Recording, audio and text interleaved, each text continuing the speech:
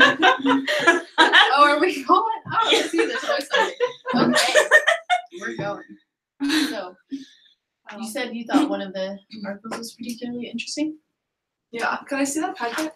Yeah, I don't have my post-it. It was, I need to print my own stuff. I remember there's a lot of articles. So it was. Oh, I also actually before that, I wanted to ask you guys about those like 3 students in that like recording or that video, that they're talking about. Oh, in the I short was video? really confused about what was happening in that. Yeah, in the short video, I was like 2 minutes. And she said something like, right, like assume one of them was like it's, I don't remember what she said, in special education or like, assume one of them had like special needs, but I didn't know which one we were supposed to be assuming had special needs or like, I don't know.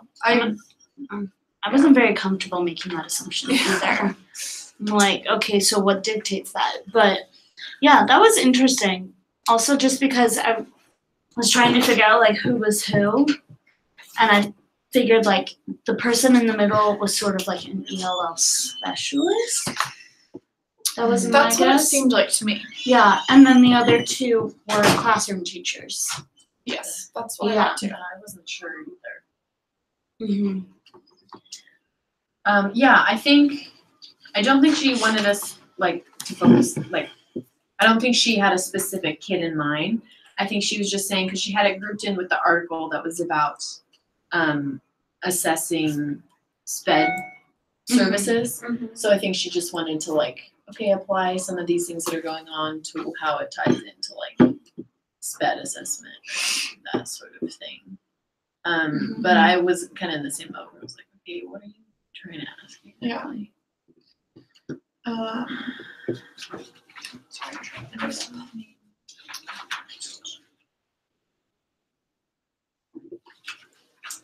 There was one thing you said, Teddy, that I had a question about in regards to that. You were talking about, I like how you pointed out that, like with the first student, how the parent and the students have a right to have a translator. Because that's something that we read about. They have a right to have what's going on, communicated in their native language, regardless of the district's ability to provide one. And you said if they cannot get one from the school or district, they should contact local universities or other agencies, just like it says to in the Rhodes article. I thought that was interesting. Like, what would that look like? Like, how do you just like go find someone to translate for you? Is that someone? Can you just find like a native speaker? Do they have to have any sort of qualification to translate? Do you know? I think, well, I don't know. I guess my assumption is that, it would need to be someone in the community that has some sort of like, like academic or like professional involvement, I guess. Like, I don't think it can just be any like random stranger you want, I feel like it would need to be someone, I feel like contacting someone in a university would be an easy way to do that because it's someone that's been like vetted. It's someone that's like, professional, involved in education in some way, or something like that. And then like as far as like other organizations, I guess my assumption with what that meant was, like business or not business, but like organizations that have like translators, like that's what they do, or even some kind of like community organization that's meant for like, they have like certain like not businesses, but like cultural centers or like things like that, where like everyone that like works there or is involved in there is like part of that like culture and speaks that language together. I feel like a professional works in like a business like that or is really involved in some kind of like cultural center like that would be also a good way to do that because they would understand maybe where the family's coming from without necessarily being someone that the family knows, where things like that get kind of embarrassing, like they were talking about in the video. Yeah, just like neighbor come in or whatever. Yeah. Yeah. I liked how she pointed out, I liked how she put a stop to the idea of having the sister translate for the brother. And the way that she said it was really good. She was like, it puts the child in the place of a parent, and it puts the parent in a place of a child. And it, like, if the parent were to find out, like, that would make the parent feel like they can't, like, help their child. And then there have been a lot of instances where working with kids where I've had to make sure not to, like, hold the older sibling accountable for what the younger student is doing. And so it's like, I don't know, paying attention to the relationship, I feel like is important, and I like that she brought that up. Mm-hmm. Yeah. Yeah, not needing to further complicate Mm-hmm. you know, tensions or anything of that sort. It is interesting because I think we used to, I don't know, like I can't think of a certain circumstance of this happening, but I'm pretty sure when I worked at Kids World, like it wasn't that uncommon for us to like talk to people. Well, yeah, or like have siblings even use them in like communicating information to parents. You know, like not even necessarily like kids who didn't speak English, but even if it was like a really young child, you know, and maybe say some other person in their family or someone that they knew was picking them up from school, not the parent. Like I don't think it was that uncommon for like staff to ask the older sibling to like say something about like their day or something like that, or tell you know the parent like how their day or like the younger kid's day was. I think that was, I can't think of again that happening, but I'm pretty sure it was something that happened. But I wonder if in that case, if it's still kind of like inappropriate. I wonder if it depends on what you're asking them to translate to, what you're communicating about. Like, just saying like, hey, here's how the day went, versus like an intervention of like, for example, we think your kid might need to be tested for a learning disability or something like that. You know, where like, if you don't let yourself like if you have a parent that comes in the class to talk to you about something and the older sibling is there and it's just like a minor thing, it's not like you should, I don't think it would make sense to be like, whoa, wait. Yeah. We need to wait until there's a real translator present to talk about what activity we did at recess today, you know? Yeah.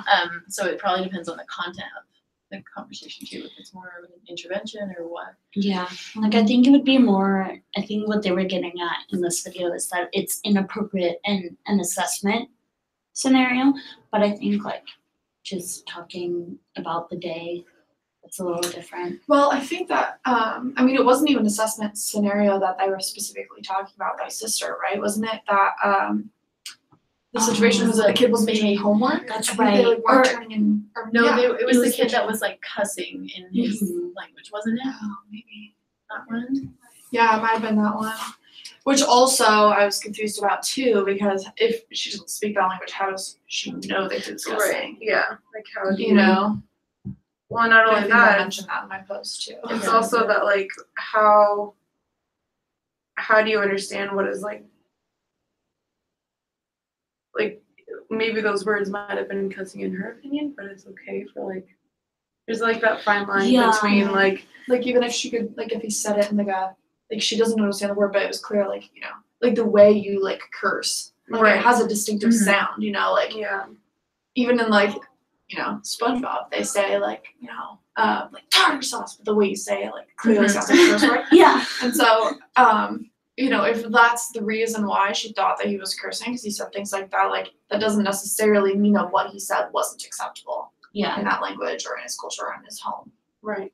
But that's, I think all these things are just more complex because what if he says it to another student, and even if he's not actually saying something that's offensive, if that student is offended or is hurt, then, like the content of what they say doesn't matter as much as like the interaction of like making sure your students feel safe and secure, so I don't know. It would depend on because I was confused about that too of like, how do they know if it's just like casual talk or something, or is it a tone? Is it actually causing an issue?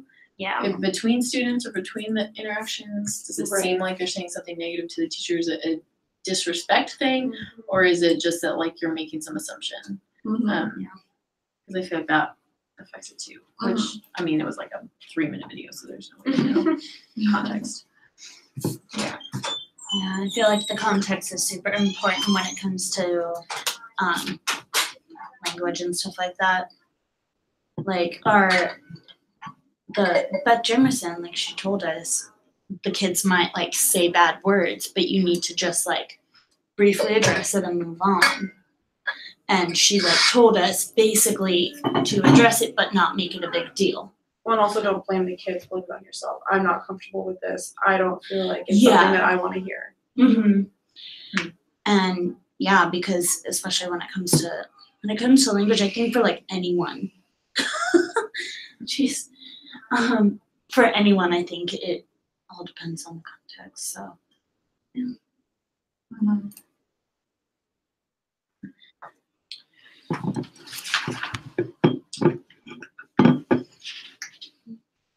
What about the article or the chapter 2 where that was talking about like sustainability, democracy, and Diversity. Yep. Diversity. I don't know if you guys have any thoughts about that one. I thought it was like, I don't know. I liked the article. I thought it was interesting. I feel like a lot of these classes don't bring in sustainability a lot, but I thought it was interesting talking about how it's like so related to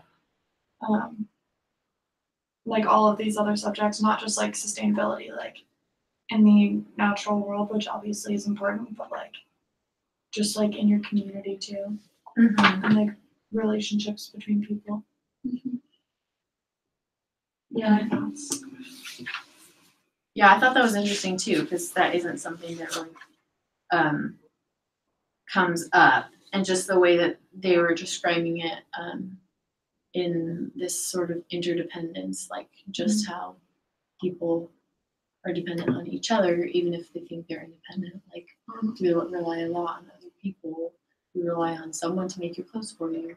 I'm assuming based on what you're wearing, but you know, there's this there's this interdependence between myself. people. Hey, it's what we're learning how to do. On the yarn. Sorry, I didn't No, you're totally fine. Probably didn't have much to say. But yeah, just this, how there's this interdependence between people, and we neglect to consider the interdependence that we have on the world, because like, yeah, you rely on someone to make your clothes. You also rely on the little sheep that makes the wool, whatever, you know, like whatever. And so this idea of like, just like how we need to value the voice of people who are different than us, because we rely on those differences in what we do and who we are. We also need to like rely on the different parts of the world that don't have a voice and consider them as sustaining our classroom. That's a good project. What? Do what? How we rely on other people in the world and how we all work together. Okay, cool. Moving on. Sorry, I'm just thinking about that. I don't know. Going off of that idea, though, I liked how the article connected the ideas of democracy, diversity, and sustainability, because especially the sustainability and diversity, it brings into the idea the impact that can happen when you realize that like learning from differences that you have with other people, like, sorry, rephrase that. Learning from other people who are different than you is really powerful, and it has a huge effect on the world around us, because it's when we refuse to listen to others that stuff can happen. And I don't know, it's just like things get forgotten. I feel like that's the individualistic idea. One thing I thought was interesting when it was talking about democracy was this component of democracy, not only that we have a right to be represented and to have our vote or to have our voice heard in making a decision, for example. But we have a responsibility to say what Our we opinions. think and our opinions and what decisions we think should be made. And that was interesting because I haven't really thought about that component. I haven't thought about, I don't think about democracy in that way, just like I think of it, more as an invitation than as a responsibility, and was thinking about that in the classroom. And obviously, like with students, you don't just want to be like, I have to speak up if you have some like introverted little kid or whatever. But kind of like, I don't know, teaching that sort of like, we have a responsibility to participate in our community because we are interdependent. We need to hear from each other. It's not just that we can, but we need to hear what you think about this. And I thought that was interesting because I don't really think about that. I don't know if you guys have any thoughts about that. Yeah, I thought the whole part was interesting too. I mean, I think that it's probably not, because I think that is originally I think originally it was kind of meant for everyone to have that responsibility, and by everyone, obviously, like white men who own land. Property. But I think just the way that that manifested itself at the time, just thought like women couldn't vote, people of color couldn't vote, and if you didn't own land, you couldn't vote. So basically, only like wealthy white men could vote. Like I felt like since it wasn't like an everyone doing it kind of thing, that maybe everyone else who slowly got the right to vote over time, like now doesn't see it as a responsibility because it's something we weren't able to do for so long, that maybe we're now just like I'm trying to think of the word that I'm going for right now. It's not coming to me, it's on the tip of my tongue. Anyways, we've just been taught, it's not the word I'm going for, but that it's more of something that like is like a privilege or like a good opportunity, but it's not something that like we have to do because we weren't even able to for so long. But it's like this extra thing now, maybe. A right rather than a responsibility. Kind of. Yeah. Can't think of that word. Socialist? Maybe. Might have been socialized. Maybe. I've lost the whole thought now. So it might have been socialized, but Yeah, that's a good point. Like, if you weren't able to do that for so long, you're a woman, and then all of a sudden, the suffrage movement goes on, and then now it's funny to come back and be like, now you have to. Like, it doesn't seem like that. It's the same tone of just based on the history of that. So I wonder if, in general, more people of color and women would not have the viewpoint that it's your responsibility compared to like white men. I wonder like if that view is something that white men have more often, that it's a responsibility. Yeah, that's a good question. Well, it's interesting thinking about some of the past elections because, and like seeing how the breakdown of like ethnicity and gender of like the percentage of people that voted.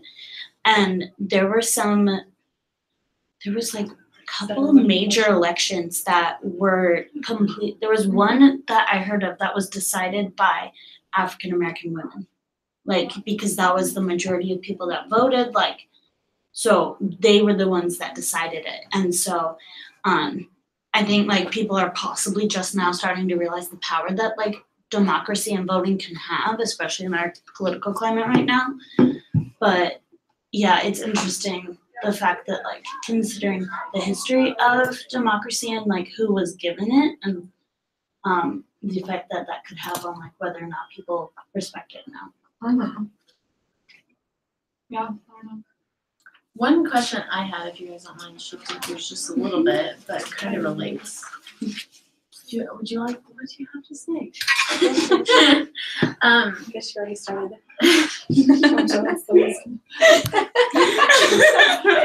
I can't with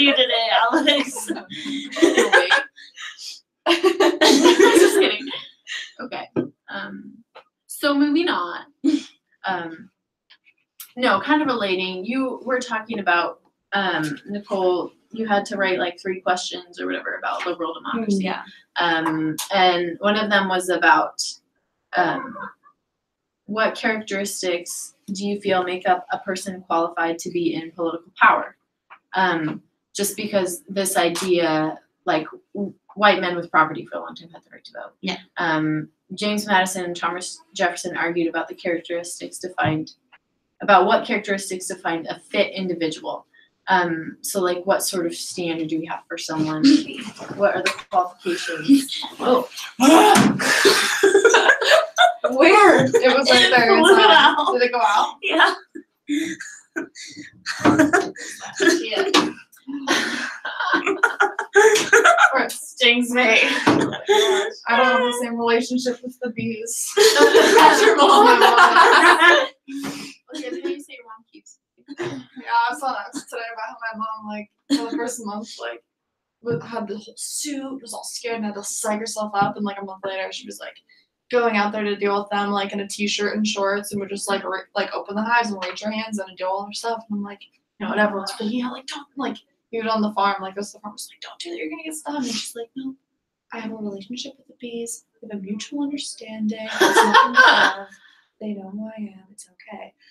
It's really weird. That's so weird. She says that like she gets like in their way, that they like start like bumping into her arms before they sting her, and that if she doesn't like back away once they do that, then they'll sting her. But she says that like they like warn her first by like just hitting her with like their heads, and then if she backs away and then comes back 5 minutes later, it's fine. Bees are wild. Yeah. For real. We don't deserve bees.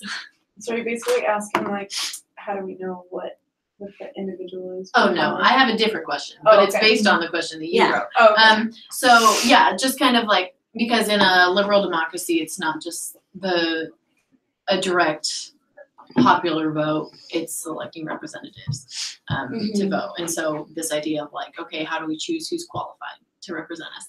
And I was just thinking about that more in terms of education and what qualifies someone to teach, because it's a position of power to a degree. Tens of thousands of dollars for a piece of paper. Yeah, and then also what qualifies someone who sets standards or writes curriculum. So kind of like not just thinking of these like politically, but just kind of this idea of qualification. We literally just had this discussion in our last class. Oh, did you for real? The Tell only me answer what we sort got of was ideas you were. the only answer we got is that the whole system is fucked and that there is no good practices happening at the moment. So like idealistically, then what ought to be a good standard? We didn't get there. It's a good question. So basically what happened is that I don't know if you guys know this or not, but Native American kids are considered ELLs. Even though English is their first language, even though they don't know any other language but English, they're considered ELLs. Without assessment? They Assess because they're considered ELLs. But like if they're behind in school, they're automatically tested for ELLs and none of them pass because the exam or the tests are like hard and the way they test is not ways of knowing that fit with their culture. And so none of them pass and they're cut in the ELL. So it's not like that they get a low grade or whatever by language in proficiency. It's by like cultural bias in the testing. I don't know what it is. Honestly, I don't know what the test is. I've never read the questions. But basically we were just saying that like how can a test fail a kid whose only language is English? Like how can a kid fail a test about learning English when you already like you're proficient in English? So it's kind of like, okay, well, what does that mean for the test then? Yeah. And then we got onto the saying that like who's deciding what the test is? Who's deciding what questions are on the test? And so it's kind of, and why is there a test? And why is this test only a written test? You know, like that kind of stuff. So that's how we got on the subject of that. Yeah, it's odd because I've like just in my personal views and like discussions with people, I've come to like understand that I feel that people who are like superintendents, I get frustrated that they can be a superintendent just with like a business degree and like no experience with education. And that really frustrates me. So I guess that's like one requirement that I would have is like you need to have experience in education. Because I've seen people who are making really higher up positions for the education field and they don't have any experience in it. They just have experience in business. What do you mean by experience in education? Do you See, mean like that's- formal Yeah, that's tricky. collegiate? Well, I feel like Training. there's also a lot of bad teachers out there too. Oh, you know? yeah. So I feel like I agree that they need like experience in education, but I think more than that, they need formal like education in like educational policy, Yeah. maybe even worldwide. Mhm. You know? But then also, how do you determine who they learn from? Who's a good teacher? Who's a bad teacher? Yeah. Well, I don't think I mean, I might be very well wrong, but I've never heard of any kind of like college or university program that teaches about that at all. About what? Like specifically about like School administration? like school administration, but like and also school policy and Oh. practices and like curriculum and like that kind of stuff. What's been used in the past, what's being used now everywhere, like globally. Like I don't know of any. I feel like it's really hard to teach and study. It's a huge topic, you know. Yeah. We need a superintendent school.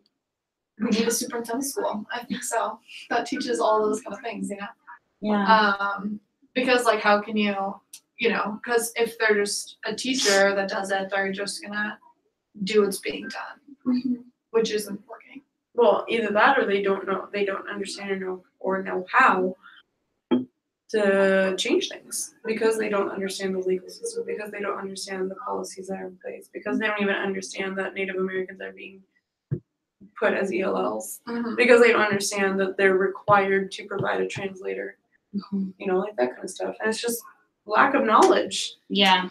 That's all it is. It's just lack of knowledge and lack of drive and desire and want to find the knowledge as well. Mhm.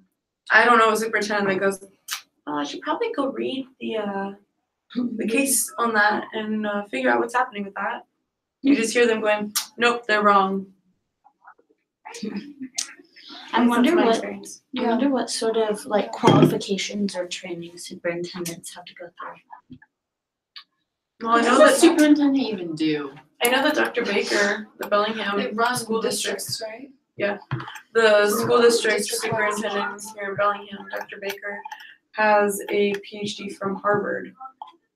And that's what made him basically more qualified for the job. It's something about education from Harvard. Harvard.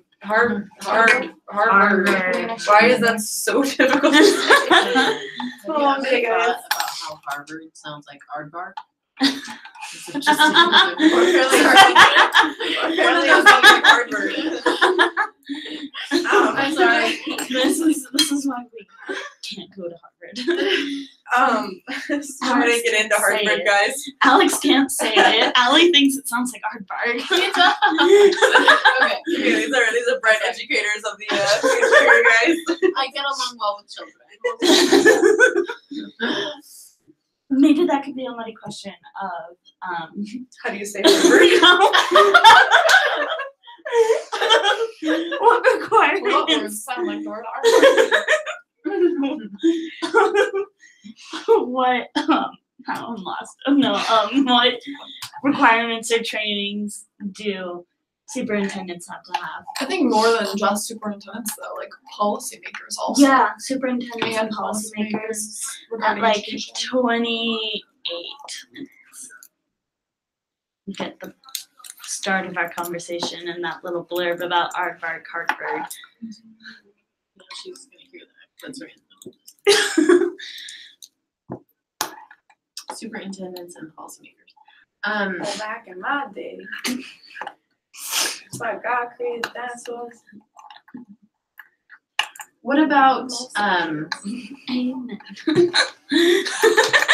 people who write curriculum units? Who does that? Well, I know Kim does. I think of the teachers. Common a lot of Core teachers. was written by a group of teachers, and they started at college of what you need to know in college, She was in New York, right? and they worked Yeah. backwards to what you need to know in kindergarten. Okay. So the Common Core was written by a bunch of teachers. Those are standards. That's not curriculum though. Oh, sorry. Well, I think a lot of, I'm thinking like, Lucy Culkins is like a teacher. Yeah, she's a teacher. Yeah, I'm gonna find out who wrote Bridges. I know Kim wrote a part in Bridges, and so she, someone like her has been a part of it. Mhm. Can't remember. Who wrote Bridges? Bridges of Madison County? Yes. Yeah, specify curriculum. I'm gonna get a bunch of pictures of Bridges. If I knew how to spell curriculum, I would do it. No, Just kidding, I found it. Teacher. Yeah. I was gonna say Meet Gosh Bridges darn. author Alan Fisher. better be teacher. Who is he? Find him on LinkedIn. Search it up on Indeed.com. Do you need another writer? I'm figuring it out. Hold on. Search him in the super secret teacher database.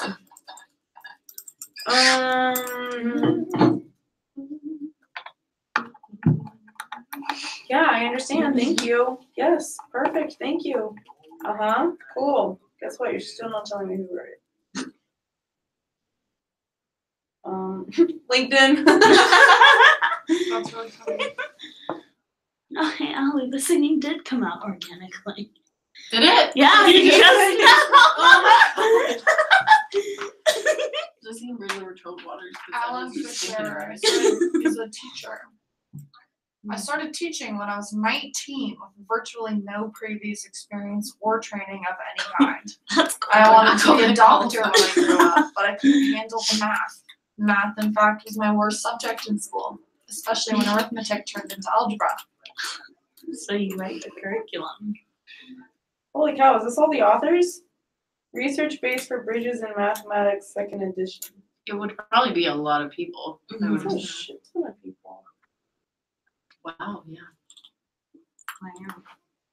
So he was a teacher. She, She was a teacher. Alan Mhm. Fisher, was a teacher. Alan. Allyn. So we have Alan. Archer, Bamberger, Baruti, Bennett. I was gonna You're gonna read them all? Our time's up, right, guys? About an hour. Just keep on reading the authors until we hit 45 minutes. Okay, well, cool. I think that administrators and policymakers should also have teaching experience. Medical students start new Bridges curriculum. What? Oh, printer grid. I don't know if Alan Fisher really was the. Maybe she just said she was. What did you guys think about the documentary, I Learn America?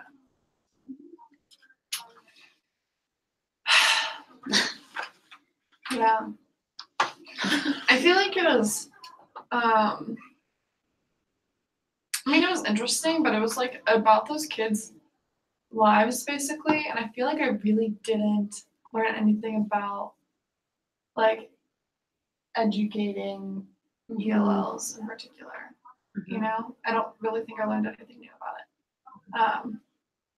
it. It was an interesting film, you know, and there was a lot of parts that were like pretty sad, like that kid at the end whose parents took him out of school because he like wouldn't do his homework, and like how like and he like started crying, you know, he's like, I don't want to end up like every other immigrant. And I'm like, I was in the woods, and I was shit, man. But it was just like about their like like senior year. You know, it wasn't really. Mhm.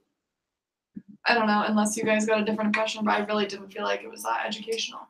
No, it really wasn't. It showed a lot of different stories, and it was perspectives of immigrants that I haven't seen before. Like I really haven't seen a lot of immigrants like his name was Singh, who's the one that just had a really bad attitude about learning English and receiving help. And now that I'm saying it, I'm thinking like that's a ton of immigrant students that come into our classrooms. But it was something that I realized that I wouldn't know how to deal with. Like if I'm trying to help this kid and he's just pushing me away, it's like, how do you make that breakthrough?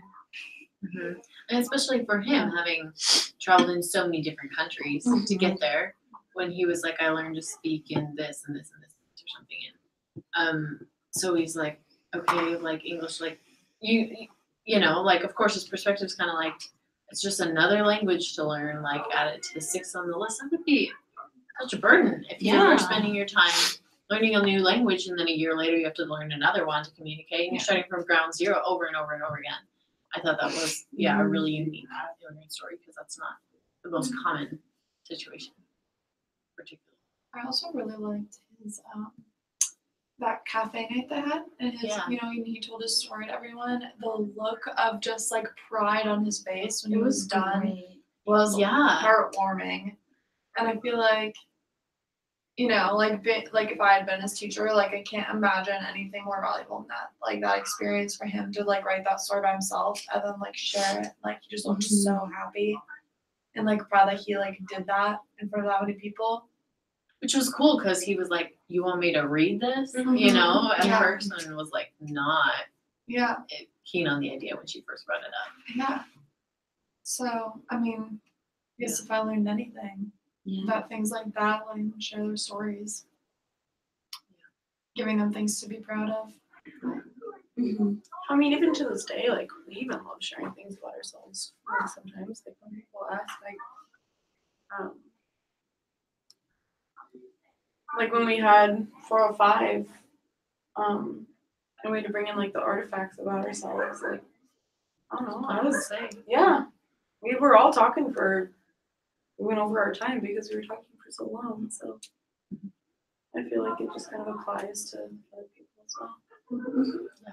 With some scaffolding, you know? It's hard when you just come in cold and you're like, tell me about yourself, you know? And then students are always like, I don't know. There's nothing interesting about me. You know, that's how I always felt as well. I always did that when Janet was like, all right, I'm gonna say your name and you tell me one interesting thing about yourself. Yeah. I'm like, I'm not interesting. And Janet would be calling on other people. I'd be like, oh yeah, this summer I went to someplace and then went teaching like here and then I visited this place and I'm like, I worked, I babysat, like I didn't do anything fun. I'm like, I can touch the tip of my nose with my tongue. What else is there? That's like, true. Wait, you can. Like I own a horse. Do it. Nice. Proud.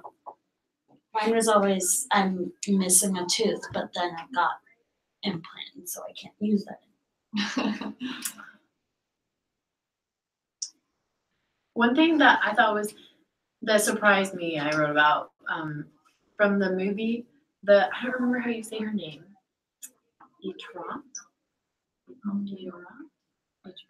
Okay.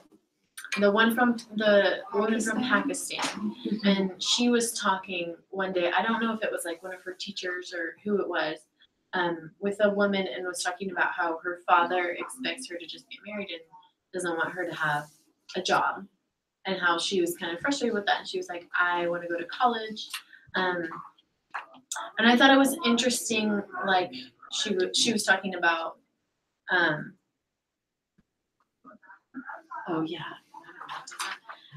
she was talking about how she wants to go to college, and how but it's part of her culture that she's just gonna have to suffer through it, is how she put it, or something like that. And I was surprised with how bold the teacher was to push back against her cultural norms and be like, I'm disappointed to hear that, was how she said that. Like, you need to like expand your options or something like that.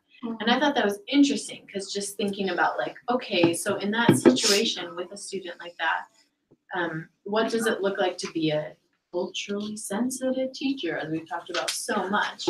We're like, yeah, you want your student to be able to pursue their goals. You also want to be very sensitive to the complexities of the cultures with them. So what is actually an appropriate response? Like, is it appropriate to just be like, oh no, forget your culture, you should go to college? What do you guys think about that? I think that, so I think the way she phrased it, I agree, I was a little shocked. I think the way she phrased it was important though. She didn't say that I'm disappointed because you need to go to college. She said, I'm disappointed because what we've been trying to teach you is that you have choices. You know, she wasn't like, we're not teaching you that you have to go to college and you have to do this and that, but it was like that you have the choices to do whatever you want. And I think that it depends on how the student broaches it too. I think if the student had been saying like, just saying like, oh no, like I'm not gonna worry about this because I'm getting married, like this is what I'm gonna do. I had no hesitation about it at all. I think I would be a lot more careful about how you broach that subject, because in that situation it would sound like they're more believing or accepting of their own like cultural norms. But I think the fact that the student in general was expressing her concerns and her disappointment about what she was expected to do, that then saying, well, you don't have to do that is, you know, in a careful way at least, not that inappropriate. Is that us promoting individualism though? Yeah, that's what I asked about. I was like, is she just pushing a sort of American standard on like this college expectation of her? But I like what you're saying, because she was saying that as a result of the student having issue with their sort of cultural norms, not just like the student's okay with it, and she's like, you shouldn't be okay with that because of American culture. We love America here. You know. No, and I think also like it's also a fine line, because obviously you want to respect everyone's like cultural norms, but also like there are cultural norms in certain cultures that are oppressive to women, you know, and to like certain even like indigenous groups within other cultures, you know, like indigenous people in Mexico, like there are Malala, you know, so like it's one thing to not want to like disrespect and disvalue other cultures, but also like oppression is real, and like we need to be aware of that and helping fight against it. Well, I think that's like one thing, like you're saying, is choices. That's the one thing that I think can kind of like rule all those choices. And you make them for yourself. I think that approaching it that way is a really safe and effective way to like, it was a really good way for the teacher to address that situation. And she did also read like where the girl was coming from. Like she could tell that she wasn't happy with this choice. And so she was making it clear like that's not the only choice. And so I think like what you were saying, how like there are some cultures that have oppressive or like unsafe cultural traditions. I think focusing on like keeping your rights and yourself safe is a really, I don't know, it's a good overarching way to approach it, as opposed to like your culture is wrong. It's like you need to make sure that like your rights are safe and like you're able to make your own choices. Because there are some like you were saying, cultures, especially in like Genital mutilation. Well, like female, too, you know? Female circumcision in like Africa, it's a huge cultural tradition. It's also dangerous. It kills women. Female circumcision? Yeah. I don't want to know what that is. No. Like clitoris cut off. Yeah. Yep. That's a thing? And like It's a millions really of, big not thing. millions, that's a lot. Like tens of thousands of girls die from it every year. Yeah. And it's a serious cultural tradition, you know, like Where at regionally? Like Africa. multiples. I'm trying to But think. Lots multiple, of countries in Africa do it. Why But, do they die from that? like infections. Yeah, infections because they're not. It's probably not sanitary. Yeah. Why do they do it? Oh, apparently they do it cultural in Egypt traditions. too. Well, yeah, but like, what about the cultural tradition is the reason that they do it? Probably also rooted in sexism and female oppression. Yep. I think it's interesting, like thinking about this girl in the movie specifically, like, I think it is important, although this like expands so much the responsibility of school staff. But if you're gonna be a voice in helping her have those choices to, for example, take a step back from that cultural norm for the relationship of that girl and her father, that's gonna have huge repercussions if she's like, hey, I'm not okay with these norms. So like if you're an administrator who's kind of a voice in that, or a teacher or whatever, you sure as hell better be able to support them through that. Because you never know what might happen if you're like, hey, listen, we want you to know there's choices. And so that student makes a choice like, I'm not gonna get married to this person, I'm gonna go to college instead. And then they're cut off from their family or something like that. Right. Like, is there responsibility on the teachers for that? Not Well, responsibility, but like, Yeah. I would feel like, okay, like it would be my responsibility since I had some voice in that to then support them in their college or be able to like be a contact person for them even after they graduate and not just be like out of their lives, and be able to support them if they, you know what I'm saying? Get them in touch with services that they'll need. Yeah, That's provide what I them was kind of services. thinking of when I brought up like the individual aspect, is that like you're promoting them to make choices of their own, but that may not be something that allows them like, yeah, it may not be, you might be just like, I don't know how to put it. But I get what you're saying. Like it can have really bad repercussions for their culture, and just because they don't agree with this one part of their culture doesn't mean that they don't want to be a part of it anymore. Right. But and like I was looking at, just because we got on the topic and I was curious, the female circumcision or the female genital mutilation. It says, yeah, the practice is rooted in gender equality, attempts to control women's sexuality and ideas about purity, modesty, and beauty. It's usually initiated and carried out by women who see it as an honor and who fear that failing to have their daughters and granddaughters cut will expose girls to social exclusion. So it's like the older generations who are really enforcing this. And so it's that idea of like, it's tradition, it's passed down, like you have to do this. And it's like these people of power in their culture, like making these decisions for them, and they don't really feel like they have a voice. And so it's like, do we remind them that they have that voice, or do we respect their culture and what their elders want? How do you know if they feel this way? As a teacher, this is probably like this specific topic is probably not something you would talk about. Oh, I would yeah, imagine. Like oftentimes that happens at a way younger age. my vagina cut off. No, but you know. Oh, thank you for letting us know. We'll talk about that later. See my during recess. There's a Law and Order SVU about or episode about it. Oh, is that why you know about it now? Because Benson got panties in a bunch over it because they were doing this to these kids, and Benson's subjects. So is Law and Order like actual events that are going on in the world? It says that they're not based on real people, events, or anything. However, a lot of them clearly are. Like, do you remember that like one shooting that happened at in California? I want to say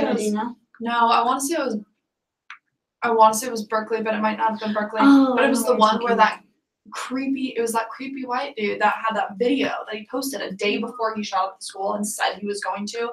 Then he started like talking about all the like sluts that go to his college and like all the stuff, and then said he was gonna kill them all. Posted the video, nobody watched it, of course, and even though it was on YouTube. And the next day, like goes and like kills like 15 girls on his campus. It was somewhere in California. But When they was literally, I think it was like middle school or maybe like early high school. I'm pretty sure it was Berkeley. I think it was Berkeley, but Law and Order had an episode identical to it, like recreated the video and everything. So like some episodes are like actual events. But I can't watch those shows. It's so paranoid. Everyone's trying to kill me. I can't walk up my like staircase by myself in my apartment because it's like it's super creepy, one of and I my always feel like I roommates get murdered. always watches Criminal I Minds. love Criminal And Minds. she is like the jumpiest person Yeah. ever. Like, You can't go in parking garages No. Yeah. ever. Oh, you can't go to rest stops on the freeway. Oh God forbid. You can. Oh my gosh, If I you do don't not. watch those shows. Scream. You can't sleep with your window open. You can't be in a relationship. Yeah. Certainly not. Can't have any friends. Can't have a fire escape. Literally, any relationship you're gonna be in is just some sort of serial killer. Like, Yeah. That's the only option. Yeah. Can't have kids. Can't have sometimes they turn neighbors. on you. No, God forbid you don't have neighbors. You No, can't, like it's be a not part like of any those group. It's not that the kids turn on you; it's that the kids actually get stolen. Yeah, and then It's you one go or the after other. them and you put yourself in danger. So the kids just No, I'm Liam Neeson. I will Maybe find we you. ought to And I will switch kill our- you. You can't go to the gym. I feel like that's another common one. It's always Oh, the yeah. stalkers. They always go to the same gyms. You can't go to the gym grocery at store. night. You can go to the gym Yeah. during the day. You can't go to the gym at night. You also can't go anywhere at night. Yeah. Just lock yourself in your house, but still they find With 10 locks. And then have a gun by your side. Did Yeah. you guys see that like on Twitter Should we stop recently? the video? Yeah. Rejoice. We're at 51 minutes. Alright, bye, Joy. Oh, bye, Joy. Sweet dreams after that call.